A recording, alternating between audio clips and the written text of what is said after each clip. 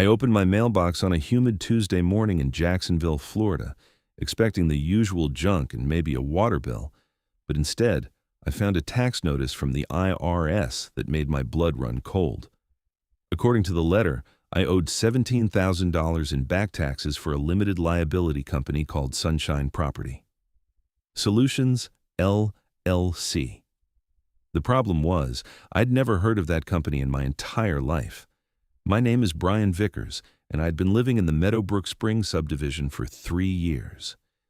It was one of those cookie-cutter neighborhoods with pristine lawns, houses painted in approved shades of beige and gray, and an HOA that treated the community rulebook like it was the Constitution.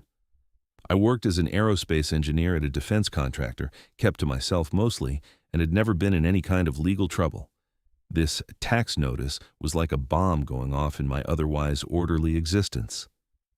I stood there on my front porch, reading and rereading the document. The company address listed was definitely mine. 4782 Chestnut Grove Lane, my address, my home. But I had never registered any business, never filed any paperwork, never even thought about starting an LLC. My hands started shaking as I realized someone had used my address without my knowledge or permission. The first thing I did was call the IRS helpline, which was about as pleasant as shoving bamboo shoots under my fingernails. After being on hold for 45 minutes listening to elevator music, I finally got through to a representative named Carol, who sounded like she would rather be literally anywhere else. Hitsan. Yes, sir. According to our records, Sunshine Property Solutions, LLC was registered in 2023 with your address as the principal place of business, Carol said in a monotone voice. The company has failed to file tax returns for 2 consecutive years, resulting in the assessed penalties and interest you see in the notice. But I didn't register this company, I protested. Someone must have committed fraud. Can you tell me who the registered agent is? I'm sorry, sir, but I can only confirm the information on file. For ownership details, you would need to contact the Florida Division of Corporations. I hung up and immediately pulled out my laptop. The Florida Division of Corporations had a public records database where you could search for any registered business entity. I typed in Sunshine Property Solutions, LLC with trembling fingers. The search results loaded, and there it was. Registered on March 15, 2023. Principal address 4782 Chestnut Grove Lane, Jacksonville, Florida 32256. My address. I scrolled down to see the registered agent and officers. My jaw dropped when I saw the name. Gerald Thompson, President. The address listed for Gerald Thompson was 4790 Chestnut Grove Lane, just 8 houses down from me. Gerald Thompson was the president of the Meadowbrook Springs Homeowners Association. Suddenly, everything started clicking into place in the worst possible way. Gerald was a pompous, self-important man in his late 50s who treated the HOA presidency like he was running a small dictatorship. He had thinning gray hair that he combed over aggressively, wore polo shirts tucked into khaki pants even on weekends, and had a habit of walking around the neighborhood with a clipboard, taking notes on violations. He had cited me twice in the past year, once for leaving my garbage cans out 3 hours past the allowed time, and once for having a small oil stain on my driveway that I had to professionally clean. But using my address for his business? That was a whole different level of audacity. I sat back in my chair, my mind racing. Why would he do this? What was the purpose of using my address instead of his own? And more importantly, what was this Sunshine Property Solutions, LLC, actually doing? I needed more information before I confronted him.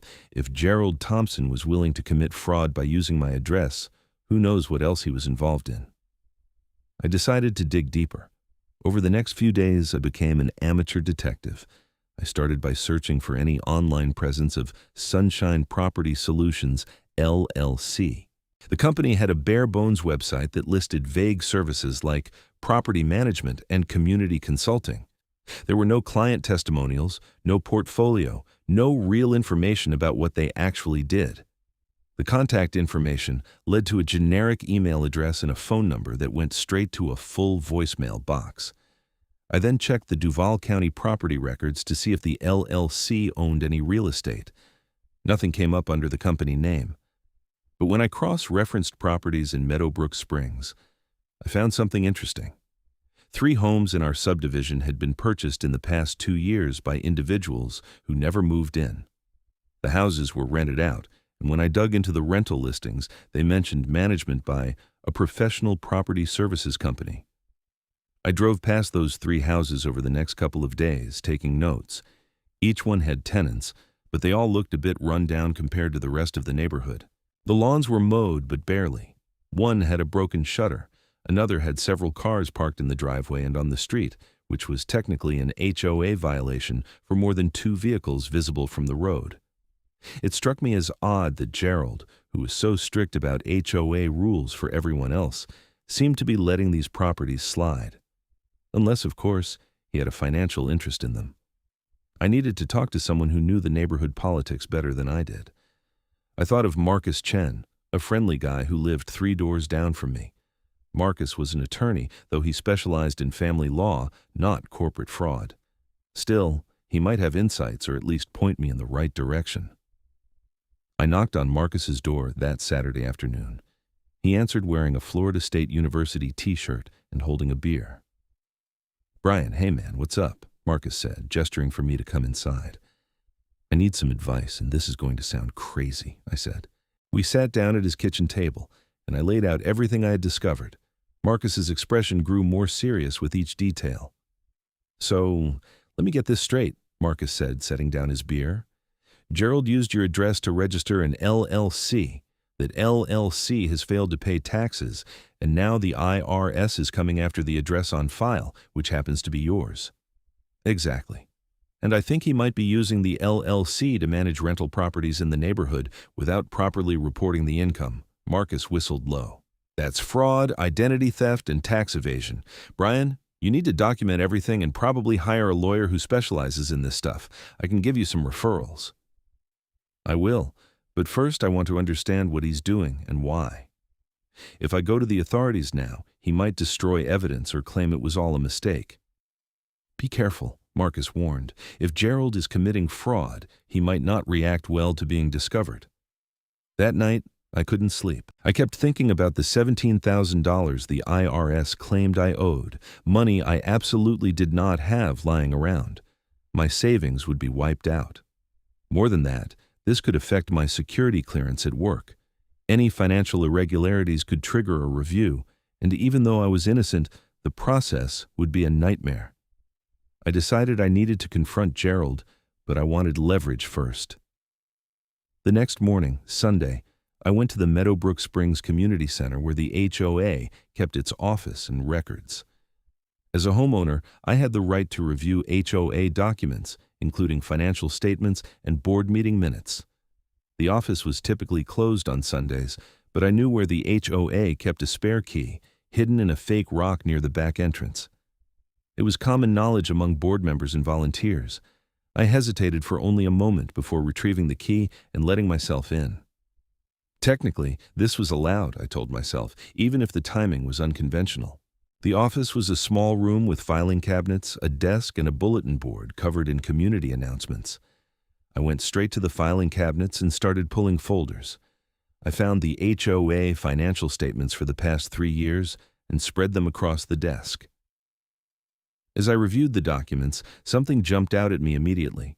The HOA had been paying a property management consultant fee to Sunshine Property Solutions, LLC for the past 2 years, $5,000 per quarter, $20,000 per year. The HOA had about 200 homes, and we all paid quarterly dues of $300. That was $240,000 in annual revenue, and a significant chunk was going to Gerald's secret company. But what service was Sunshine Property Solutions actually providing? I looked through the meeting minutes and found only vague references to consulting on community improvements and professional property oversight. Nothing concrete, nothing that justified $20,000 a year. I took photos of everything with my phone, making sure to capture the financial statements, the invoices from Sunshine Property Solutions, and the meeting minutes where the payments were approved. I also found something else interesting. The votes to approve these payments were always close, with 3 board members voting yes and 2 voting no. The 3 yes votes were always Gerald Thompson, Deborah Martinez, and Kenneth Lawson. The 2 no votes were Patricia O'Brien and James Wu. I made a mental note to talk to Patricia and James. If they had opposed these payments, they might be allies. After carefully returning everything to its proper place, I locked up the office and replaced the key. My heart was pounding. I now had evidence that Gerald was essentially paying himself HOA money through his LLC, which was registered using my address. The question was, what else was he hiding? Monday morning, I called in sick to work. I needed time to figure out my next move. I started by calling Patricia O'Brien, one of the board members who had consistently voted against the Sunshine Property Solutions payments. "Hello," Patricia answered. She was a retired school teacher in her 60s with short white hair and a no-nonsense attitude. "Hi, Patricia. This is Bryan Vickers from Chestnut Grove Lane. I was wondering if I could talk to you about some HOA business." There was a pause. "Is this about Gerald?" "How did you know?" "Because anyone who wants to talk about HOA business these days is usually trying to figure out what Gerald is up to. Come over. I'll make coffee." Patricia's house was immaculate, with a garden that looked like it belonged in a magazine. She ushered me inside and poured 2 cups of coffee before settling into her living room. "I've been on this board for 8 years, Patricia began without prompting. "Gerald Thompson has been president for 4. The first 2 years were fine, maybe a bit strict, but nothing outrageous. But 2 years ago, something changed. He started pushing through these consulting fees to some company none of us had heard of. When I asked for details about what services they provided, he got defensive, said it was for professional oversight, and that as homeowners, we wouldn't understand the complexities. That company is called Sunshine Property Solutions LLC, I said, and it's registered to my address, even though I had nothing to do with it. Patricia's eyes widened. "Your address, but you're not involved with it?" "Not at all. Gerald registered it himself. He's the president of the LLC, and now the IRS is coming after me for back taxes because the company hasn't filed returns." Patricia set down her coffee cup with a sharp clink. "That son of a bitch, I knew something was wrong, but I didn't realize it was fraud. I think he's also using the LLC to manage rental properties in the neighborhood. There are 3 homes that were bought by investors and are being rented out, and I suspect Gerald is getting management fees from those too."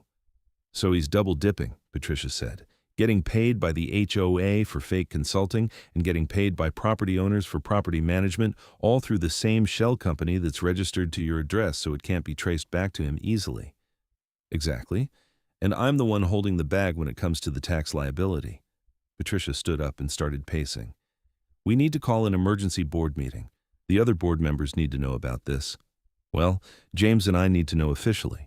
Kenneth and Deborah are probably in on it, or at least willfully ignorant. Before we do that, I want to gather more evidence. If we tip our hand too early, Gerald might cover his tracks." "What do you need?" "Information about those rental properties. Do you know anything about them?" Patricia thought for a moment. "I know one of them is owned by a company called Riverside Investments. Another is owned by an individual named Robert Foster, but I don't think he lives in Florida. The third, I'm not sure.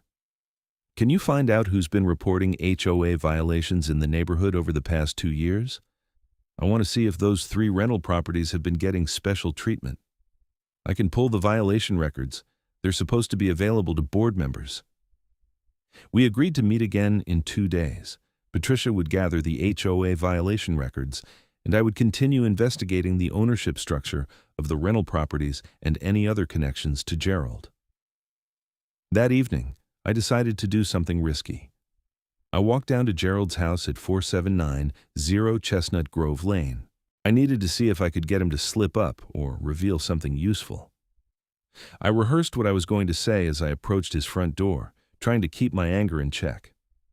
Gerald answered after 3 rings of the doorbell. He looked annoyed to see me.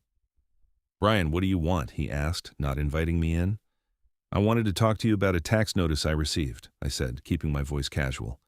"It's regarding a company called Sunshine Property Solutions LLC. You wouldn't happen to know anything about that, would you?" Gerald's face remained impassive, but I saw a flicker of something in his eyes. Concern? Fear? "Why would I know about your tax problems?" he asked. "Because the company is registered to my address, but I never created it. The Florida Division of Corporations lists you as the president and registered agent." "That's absurd," Gerald said quickly. "You must be mistaken." "I'm not mistaken. I have the documentation. You used my address without my permission to register an LLC, and now I'm being held liable for its tax obligations." Gerald's jaw tightened. "I don't know what you think you've discovered, but you should be very careful about making accusations. Defamation is a serious matter." "So is identity theft and fraud," I shot back. "I also know the HOA has been paying your LLC consulting fees, $20,000 a year for services that seem to be completely fictitious. Those payments were approved by the board for legitimate consulting work. If you have a problem with how the HOA spends its money, you can bring it up at the next general meeting." "I plan to. But first, I'm going to make sure everyone knows that you've been funneling HOA funds to a company you control, a company that's illegally using my address and committing tax evasion." Gerald stepped forward, and for a moment I thought he might try to physically intimidate me. Instead, he lowered his voice to a menacing whisper. "You're making a big mistake, Bryan. You don't know what you're getting into. I suggest you drop this before you regret it." "Is that a threat?" "It's advice. Good evening." He shut the door in my face. I walked back to my house with my heart pounding. Gerald's reaction confirmed everything. He was guilty, and he knew I was onto him. The question now was how far he would go to protect himself. The next morning, I woke up to find a violation notice on my front door. According to the HOA, my grass was 1 inch above the maximum allowed height of 3 inches, and I had 24 hours to remedy the violation or face a $250 fine. I measured my grass with a ruler. It was exactly 3 inches. Gerald was retaliating. I took photos of my lawn from multiple angles, showing the grass height clearly within the allowed range. Then, I called Marcus Chen. "Gerald is coming after me," I told him. "He's filing false violation reports." "That's harassment," Marcus said. "Document everything, every notice, every interaction. You're building a case." Over the next week, I received 3 more violation notices. One claimed my house number wasn't clearly visible, even though it was a standard-size plaque by my front door. Another said I had weeds in my flower bed, when what they were calling weeds were actually ornamental plants. The third claimed I had an unauthorized vehicle parked in my driveway, referring to my own car that I drove every day. I contested each violation in writing, providing photographic evidence. Patricia O'Brien, in her capacity as a board member, helped me file formal complaints about Gerald's harassment. But Gerald, as president, had significant control over the board's agenda and decision-making. Meanwhile, Patricia came through with the violation records. As I suspected, the 3 rental properties had received almost no violation notices despite clear infractions. One had a broken fence for 6 months with no citation. Another had been cited once for an overflowing mailbox, but never fined. Meanwhile, owner-occupied homes in the neighborhood were being cited for minor issues constantly. I also discovered something else in the records. The HOA had recently approved a special assessment of $500 per household for emergency stormwater system repairs. The work was supposedly performed by a company called Atlantic Drainage Solutions. I looked up Atlantic Drainage Solutions and found it was registered in 2024, also listing Sunshine Property Solutions, LLC as its parent company. Another shell company, another way for Gerald to extract money from the HOA. I reached out to James Wu, the other board member who had been voting against Gerald's schemes. James was a software engineer in his 30s who had only recently joined the board. He was cautious at first, but when I showed him the evidence I had compiled, he agreed to help. "We need to call for a vote of no confidence," James said. "If we can get enough homeowners to support it, we can remove Gerald from the board entirely." "But Kenneth and Deborah will fight it," I said. "And Gerald has been president for 4 years. He has allies in the community. Then we need to show people what he's been doing. We need to present the evidence at a general meeting." Patricia, James, and I started reaching out to other homeowners. We were careful not to make wild accusations, but we asked questions. Did people think the HOA was being managed transparently? Did the special assessment seem justified? Had anyone noticed that certain properties seemed to get away with violations while others were cited for minor infractions? We found more support than I expected. Many homeowners were frustrated with Gerald's authoritarian style and the increasing fees. Several people mentioned receiving what they felt were retaliatory violations after questioning Gerald's decisions. We scheduled an emergency general meeting for 2 weeks out, which required signatures from 15% of the homeowners per the HOA bylaws. We got 22%. The meeting would be held at the community center on a Saturday afternoon. Gerald tried to block the meeting, claiming the petition wasn't properly filed, but Patricia and James stood firm. As board members, they had the right to call for a general meeting, and they did so officially. During those 2 weeks, I also hired an attorney, a sharp woman in her 40s named Linda Ramirez, who specialized in fraud and white-collar crime. I showed her everything I'd discovered. "This is a solid case," Linda said after reviewing my documentation. "You have evidence of identity theft, tax evasion, fraud, and embezzlement. The HOA can pursue civil action, but you should also file a police report for the identity theft. That's a criminal matter."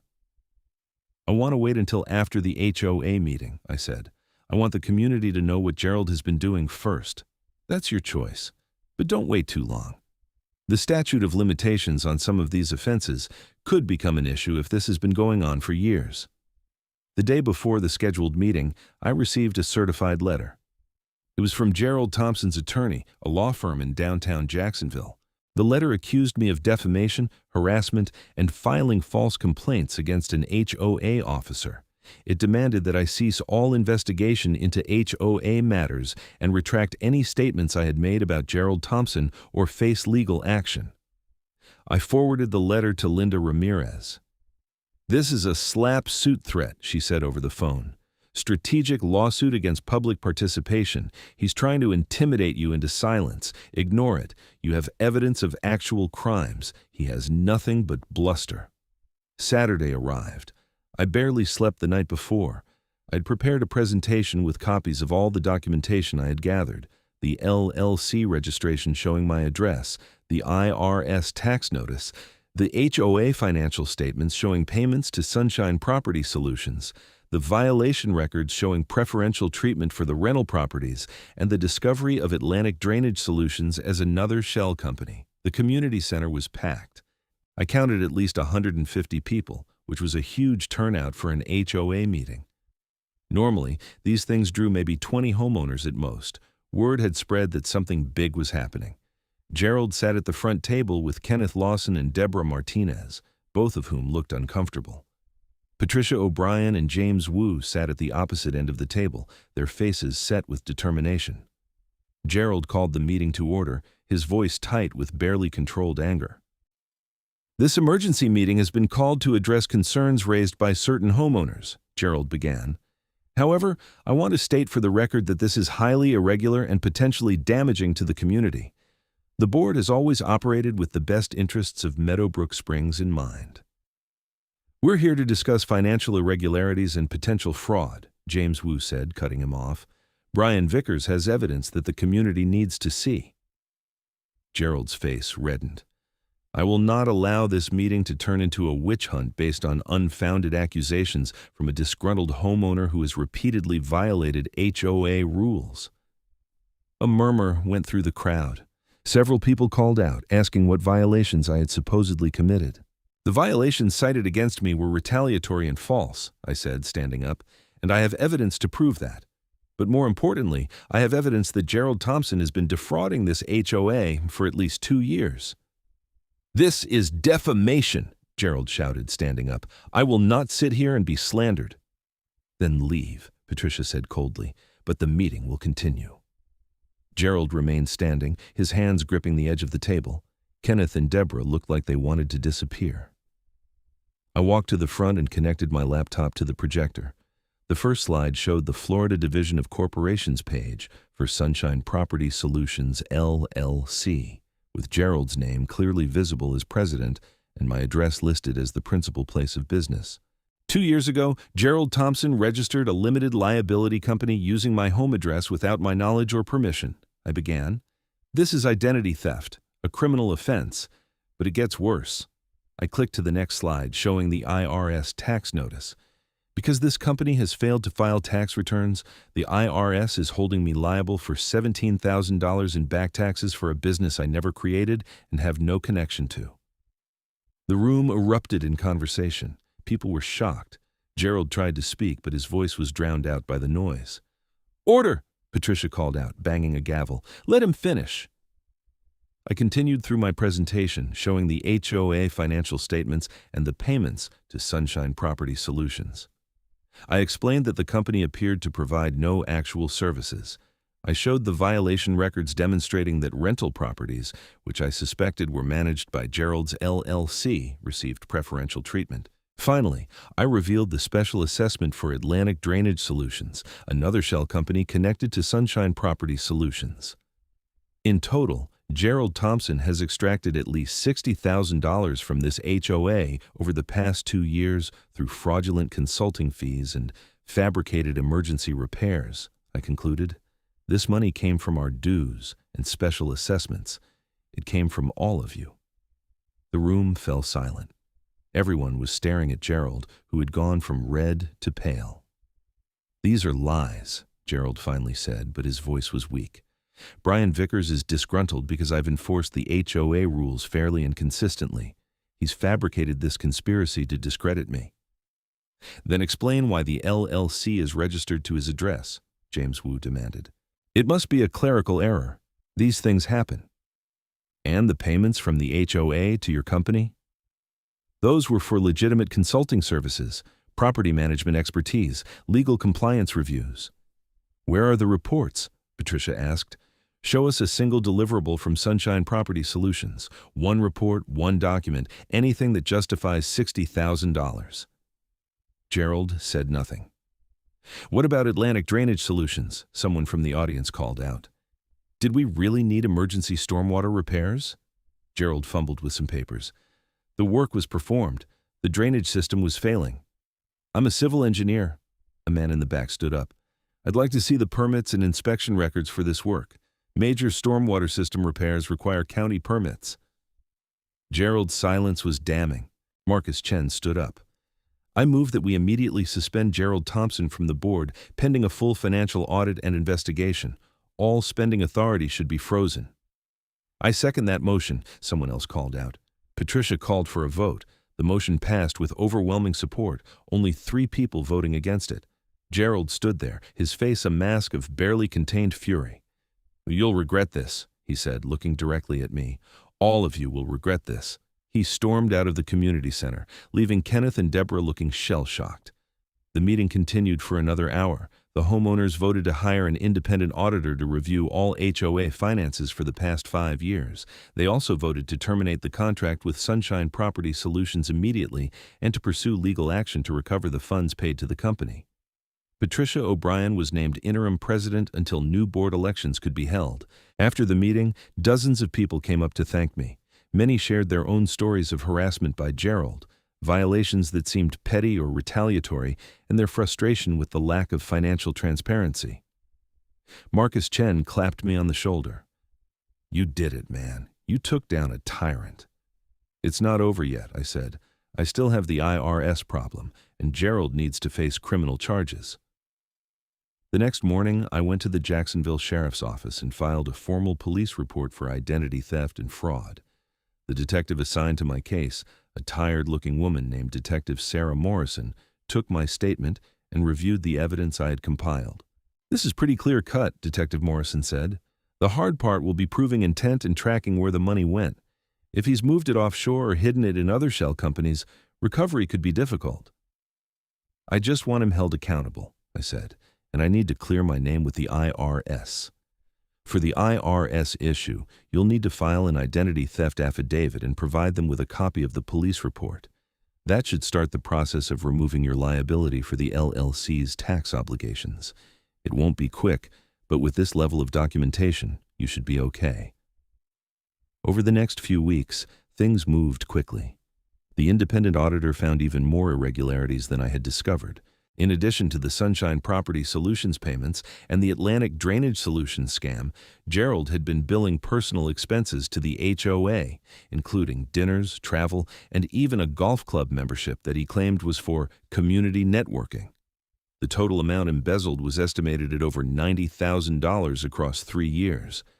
The HOA board, now reconstituted with Patricia as president and 2 new members elected in a special election, filed a civil lawsuit against Gerald Thompson seeking full restitution plus damages and legal fees.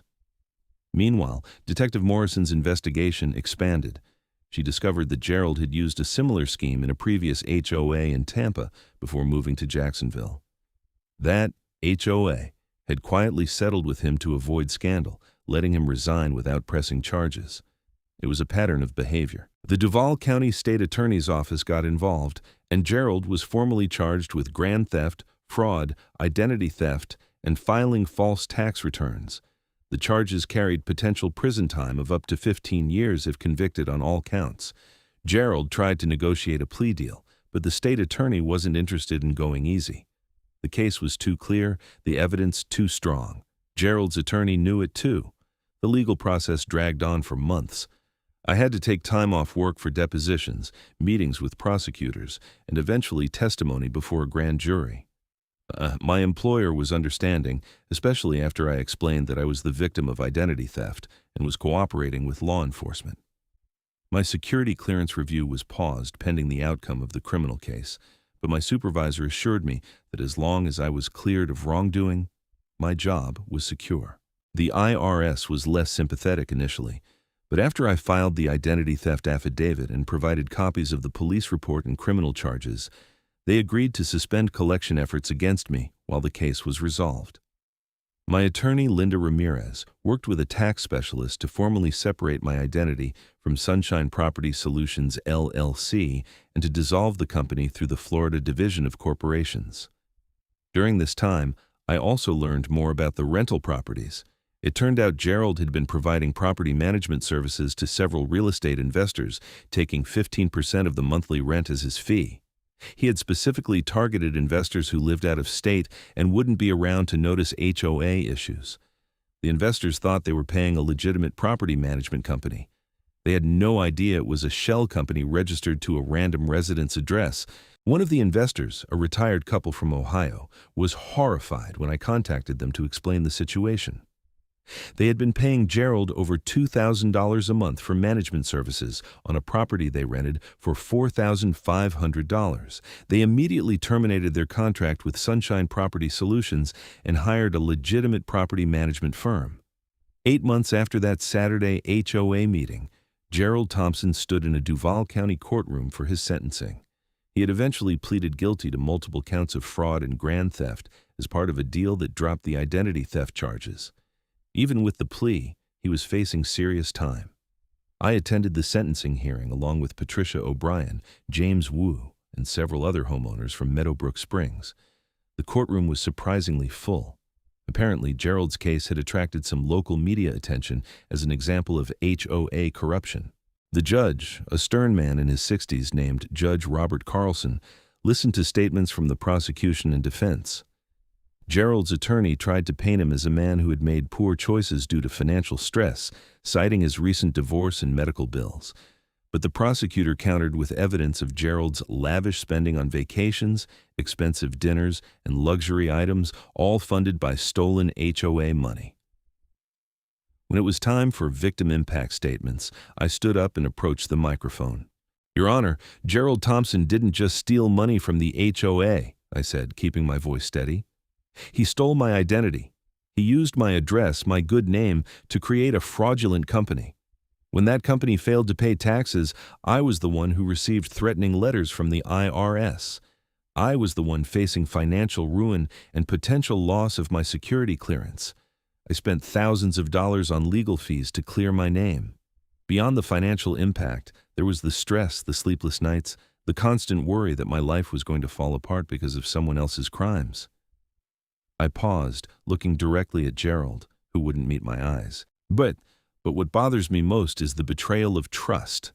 As HOA president, Gerald was supposed to serve the community. Instead, he treated it as his personal piggy bank. He harassed homeowners who questioned him. He filed false violation reports against me as retaliation for discovering his fraud. He abused every bit of power he was given. People like him are why homeowners associations have such terrible reputations. He deserves the maximum punishment allowed by law. I sat down, my hands shaking slightly. Several other homeowners gave similar statements, describing Gerald's tyranny and the financial impact of his theft. Judge Carlson listened to everything, taking occasional notes. When it was time for sentencing, he didn't mince words. "Breathe. Mr. Thompson, you held a position of trust within your community. You were elected by your neighbors to manage the affairs of the homeowners association and to act in their best interests. Instead, you abused that trust for personal gain. You created fraudulent companies, stole money, and when confronted with your crimes, you engaged in harassment and intimidation." The judge continued, detailing each count and the corresponding sentence. In total, Gerald Thompson was sentenced to 6 years in state prison, followed by 5 years of probation. He was also ordered to pay full restitution of $93,000 to the HOA, plus an additional $17,000 to me for the tax liability and legal fees I had incurred. Gerald's face was ashen as the bailiffs led him away in handcuffs. Kenneth Lawson and Deborah Martinez, who had testified that they were unaware of the fraud and had trusted Gerald's explanations for the payments, were not charged criminally, but had resigned from the HOA board in disgrace. Outside the courthouse, Patricia O'Brien gave me a hug. "You did it. You stood up to a bully and got justice." "We all did it," I said. "If you and James hadn't supported me, I couldn't have gathered the evidence or gotten the community behind the investigation." Marcus Chen, who had also attended the hearing, grinned. "I think this calls for a celebration. Drinks on me." We went to a nearby restaurant, a group of about 10 homeowners who had been involved in exposing Gerald's fraud. We sat around a large table, ordering appetizers and drinks, and for the first time in months, I felt like I could relax. "What's going to happen with the restitution?" someone asked. "Will we actually get the money back?" "Gerald will have to pay it as part of his sentence," Patricia explained. "His wages from prison work will be garnished and any assets he has will be liquidated. It won't be immediate, but the HOA will eventually recover most of the stolen funds." "What about Sunshine Property Solutions?" James Wu asked. "Is that company fully dissolved?" "Yes," I said. "Linda Ramirez made sure it was properly terminated with the state. My name has been completely cleared from any association with it. The IRS closed my case once Gerald pleaded guilty." We talked late into the evening, sharing stories about the investigation and reflecting on how much the community had changed. With Patricia as president, the HOA had become more transparent and less authoritarian. Violation enforcement was now fair and consistent. The budget was published quarterly with detailed line items. And homeowners actually felt like they had a voice in community decisions. As I drove home that night, I felt a profound sense of relief. The nightmare that had started with a tax notice in my mailbox had finally ended. Gerald Thompson was behind bars, my name was cleared, and my community was stronger for having confronted corruption head-on. The next morning, I woke up to sunshine streaming through my bedroom window. For the first time in almost a year, I didn't immediately feel anxious about checking my mailbox. I made coffee, read the news, and got ready for work at a leisurely pace. When I finally checked the mail that afternoon, there was a letter from the IRS. My heart skipped a beat, but when I opened it, I found it was a formal closure notice for the Sunshine Property Solutions case. According to the letter, all tax liabilities associated with the fraudulent LLC had been transferred to Gerald Thompson personally, and my record showed no outstanding obligations. I kept that letter in a frame on my desk as a reminder that standing up to corruption and fraud was worth it, even when it seemed overwhelming. A reminder that documentation and persistence could overcome even the most brazen criminal schemes. And a reminder that communities were strongest when people came together to hold their leaders accountable. Meadowbrook Springs thrived in the months and years that followed. Property values actually increased once word spread that the HOA was well managed and transparent. New families moved in, attracted by the community's reputation. The recovered funds from Gerald's restitution payments were used to make genuine improvements. Playground equipment was upgraded, common areas were beautified, and the community pool underwent much-needed renovations. I stayed involved with the HOA, serving on the Architectural Review Committee and helping to update the community bylaws to include more financial oversight provisions. We implemented mandatory audits every 2 years, required multiple signatures for any expenditure over $500, and created a whistleblower policy to protect homeowners who reported suspected fraud or abuse. Marcus Chen eventually ran for a board position and won.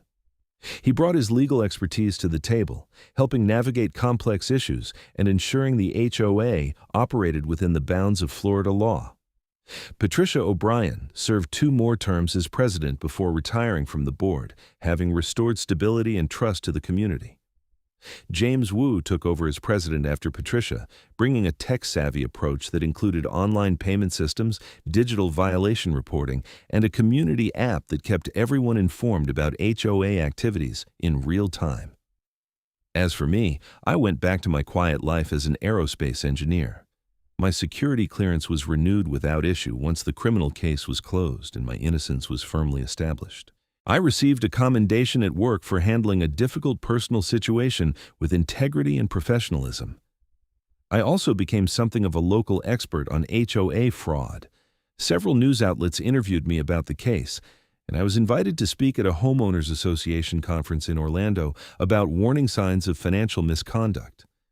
I shared my story, emphasizing the importance of financial transparency, regular audits, and homeowner engagement. The biggest mistake communities make is assuming their HOA leaders are acting in good faith, I told the audience. Trust, but verify.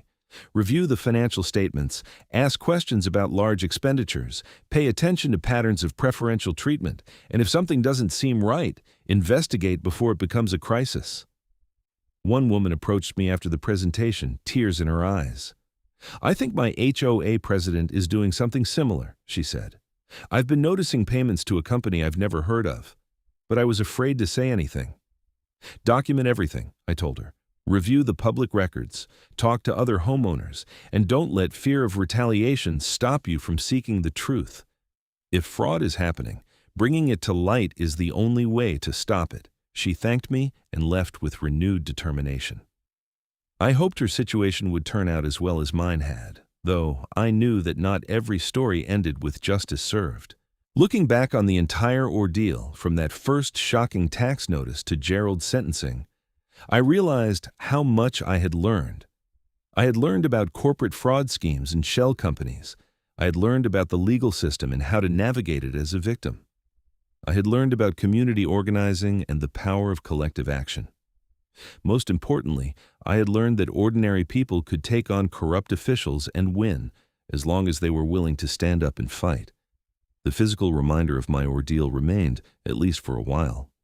Every time I walked past 4790 Chestnut Grove Lane, Gerald's former house, I thought about him sitting in a state prison cell, probably regretting the day he decided to use my address for his fraudulent scheme. The house had been sold to satisfy part of his restitution obligations, and a nice young family with 2 kids now lived there. They had no idea about the previous owner's crimes, and I saw no reason to tell them. It was ancient history as far as I was concerned. My own house, 4782 Chestnut Grove Lane, no longer carried the taint of being associated with Sunshine Property Solutions, LLC. I had even received a formal letter from the Florida Division of Corporations confirming that no active business entities were registered to my address. I kept that letter with the IRS closure notice, a complete set of documents proving my innocence and Gerald's guilt. 3 years after the sentencing, I ran into Detective Morrison at a coffee shop. She was retired now, enjoying her pension and working part-time as a security consultant. "Bryan Vickers," she said, recognizing me immediately. "How have you been?" "Good, really good," I said. "Thanks again for all your work on my case." "That was one of the most satisfying cases I worked in my entire career," she said. "Usually these white-collar fraud cases are complicated, the evidence is murky, and the perpetrators have expensive lawyers who drag everything out for years. But your case was different. You had done 90% of the investigative work before you even came to us. The evidence was overwhelming. It was basically a gift-wrapped case. I was motivated, I said with a laugh. $17,000 in phantom tax debt is quite the motivator. How did the restitution work out? The HOA has recovered about $70,000 so far. Gerald's prison wages aren't much, but they garnished everything. Plus, they sold his house and liquidated his retirement accounts. I got my $17,000 within the first year. Good. He deserved everything he got and more. We chatted for a few more minutes before parting ways. As I walked back to my car, I felt a sense of closure. The case was truly over. Gerald was paying his debt to society, my life had returned to normal, and Meadowbrook Springs was thriving. That evening, I attended an HOA board meeting, not as someone fighting corruption, but as a regular homeowner checking in on community business. The meeting was boring in the best possible way, covering mundane topics like landscaping contracts and pool maintenance schedules. The budget was transparent, the discussions were civil, and decisions were made democratically. This was what an HOA was supposed to be. Not a petty dictatorship run by a power-hungry president embezzling funds, but a community organization focused on maintaining property values and fostering a pleasant place to live. As I walked home after the meeting, I thought about all the people who had been affected by Gerald's crimes, the homeowners who had paid inflated fees, the out-of-state investors who had been overcharged for property management, the board members like Patricia and James who had fought against his schemes, and myself, the random victim whose address was stolen for a shell company. We had all been wronged, but we had also all prevailed. Justice had been served. The system, despite its flaws and delays, had ultimately worked. I unlocked my front door and stepped inside my house, the house at 4782 Chestnut Grove Lane, the address that had once been attached to a fraudulent company, but was now just my home again. I poured myself a glass of bourbon and sat on my back patio, looking out at my perfectly maintained lawn. Gerald Thompson had tried to use me as a pawn in his criminal enterprise. He had thought he could hide behind my address, that I would never notice, or that I wouldn't have the courage to fight back. He had been wrong on both counts. I raised my glass in a silent toast to everyone who had stood up against corruption in their own communities, everyone who had refused to be intimidated by petty tyrants with a little bit of power, and everyone who had believed that truth and justice mattered. The next chapter of my life in Meadowbrook Springs would be better. No more investigating fraud, no more sleepless nights worrying about tax notices, no more confrontations with corrupt HOA officials. Just peaceful suburban living, maybe with a little more vigilance about financial transparency than the average homeowner, but that was a small price to pay for peace of mind. As the sun set over Jacksonville, casting orange and pink hues across the sky, I felt genuinely content. I'd faced down a criminal, protected my community, and emerged stronger for it. Whatever challenges lay ahead, I knew I had the courage and the capability to handle them. And if I ever received another mysterious tax notice in the mail, I would know exactly what to do. Document everything, investigate thoroughly, gather allies, and never back down from exposing the truth. Because that was what integrity demanded, and that was what justice required. The story of Gerald Thompson and Sunshine Property Solutions, LLC, became a cautionary tale in Meadowbrook Springs, passed down to new residents as an example of why homeowner engagement and financial oversight mattered. Some people probably thought it was exaggerated or embellished over time, but those of us who had lived through it knew every detail was true. Years later, I would occasionally get phone calls from homeowners in other communities who had heard about my case and were dealing with their own suspicious HOA situations. I always made time to talk with them, to share what I had learned, and to encourage them to pursue the truth, no matter how difficult it seemed. The hardest part is taking that first step, I would tell them. Once you commit to investigating, once you start documenting and gathering evidence, momentum builds. You'll find allies. You'll uncover more than you initially suspected, and if there really is fraud happening, the truth will emerge.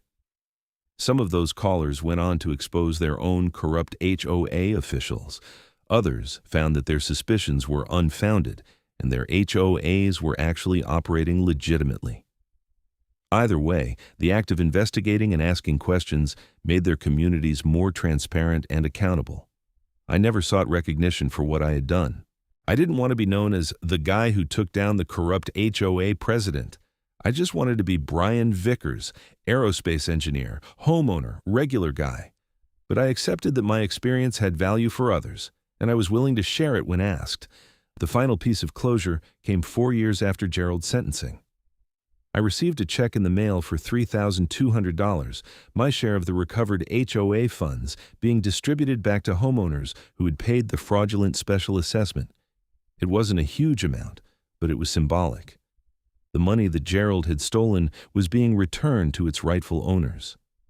I deposited the check and donated half of it to a nonprofit organization that provided free legal assistance to homeowners dealing with HOA disputes. It seemed like the right thing to do, a way to pay forward the help I had received from people like Linda Ramirez, Detective Morrison, and my neighbors who had supported me. That night, I slept better than I had in years. The entire ordeal was finally, completely, definitively over. Gerald Thompson was in prison where he belonged. My name was clear, my community was thriving, justice had been served, and my mailbox held nothing but routine bills and junk mail, exactly as it should be.